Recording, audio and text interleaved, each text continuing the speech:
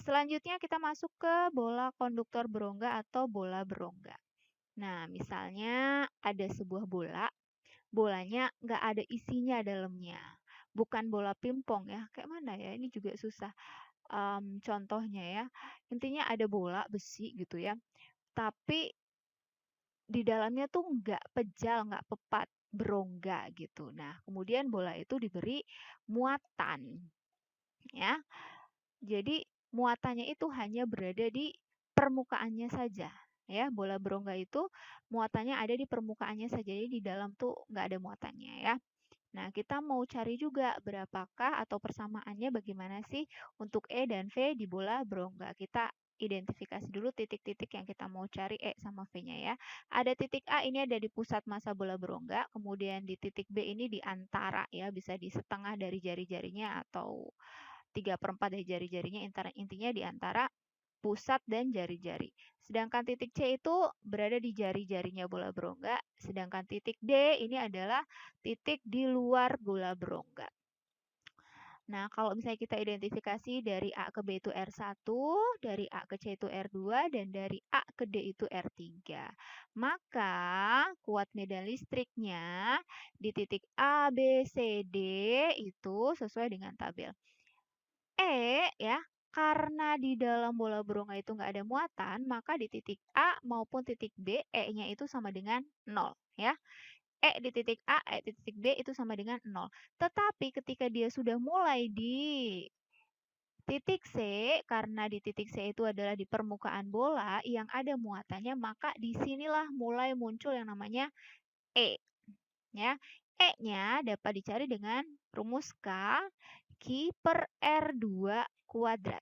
R2 kuadrat ya, jarak antara A ke C. Jangan lupa dikuadratkan.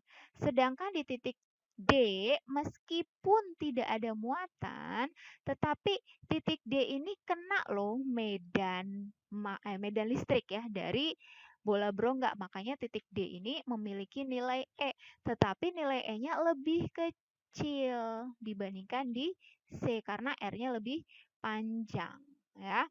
Untuk mencari nilai E atau kuat medan listrik di titik D, kita pakai persamaan Q per R 3 pangkat 2. R3 dihitung dari titik yang dari pusat massa A sampai ke titik D. Nah, dengan demikian grafiknya bisa kita lihat grafik E terhadap R ya, kuat medan terhadap jarak ya. Ada sumbu X sebagai jarak, sumbu Y-nya sebagai nilai E-nya ya. Dari nilai 0, berarti 0 di titik A ya, sampai di titik R2 ya, sampai titik hampir tepat R2 gitu ya, hampir tepat R2, bolehlah sama dengan R2, itu nilai E-nya tuh 0. Kalau nilai E-nya itu 0, maka grafiknya begini aja ya. Nah, baru di titik R2 hingga titik tak terhingga, jadi titik entah sampai tak terhingga bisa D, E, F, G, H, I, J gitu ya. Ini baru ada nilainya dan nilainya akan semakin lama semakin turun, melengkung ya. Nah, tapi tidak akan pernah mencapai nilai 0. Dia hanya limit aja, maksudnya tuh hampir mendekati 0 tapi nggak nyampe 0 ya. Melengkung karena di bawah Q ini adalah R2 dikuadratkan ya. Seper R-nya ini seper R, gara-gara ada seper R yang dikuadratkan, ini grafiknya jadi melengkung. Jadi di titik sini, perhatikan di titik sini, untuk mencari nilai E-nya kalian pakai Q per R2 kuadrat. Untuk mencari E di titik sebelah sini, nah ini E sama dengan Q per R. R-nya itu R sejauh mana? R di titik D ya. Jangan lupa dipangkatkan 2. Nah, itu yang kuat medan. Sekarang potensial listriknya. Di titik A, B, C, D bagaimana ya? Oke, di titik A dan di titik B serta di titik C ya. Potensial listriknya memiliki nilai yang sama. Berarti VA, VB, VC, potensial listriknya sama. Sama dapat diperoleh dengan menggunakan rumus V sama dengan Q per R2. Ya. semua VA, VB, VC nilainya sama. Dipakainya menggunakan kaki per R2, jarak antara titik pusat ke titik C, baik di A, B maupun C.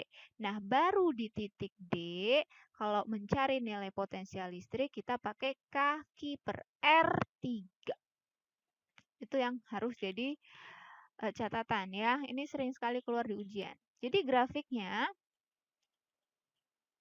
dari nilai 0 berarti titik A sampai ke titik C atau sampai jarak R2 ada nilainya. Nilainya itu sama dengan kaki per R2 ya. Konstan. Maka grafiknya jeng, garis lurus ya, horizontal. Nah, dari R2 dari titik C ke D ada juga nilainya.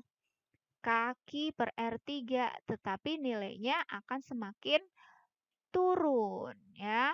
Nilainya semakin turun, tetapi turunnya itu lebih landai dibandingkan dengan grafik E terhadap R. Kenapa? Kalau yang E ini kan dipangkatkan 2 ya. Kalau yang V nggak dipangkatkan 2, jadi lebih landai. Sama-sama melengkung, bukan garis lurus ya, melengkung karena ini seper R ya. Bedanya yang satu melengkung curam, yang satunya lagi nggak melengkung curam karena melihat dari ada tidaknya pangkat. Di sini pangkat 1, yang E pangkat 2 ya. Udah materinya selesai ya. Demikian penjelasan tentang persamaan E, V, kemudian ada grafik juga, baik untuk dua keping sejajar maupun bola konduktor berongga. Terima kasih. Assalamualaikum warahmatullahi wabarakatuh.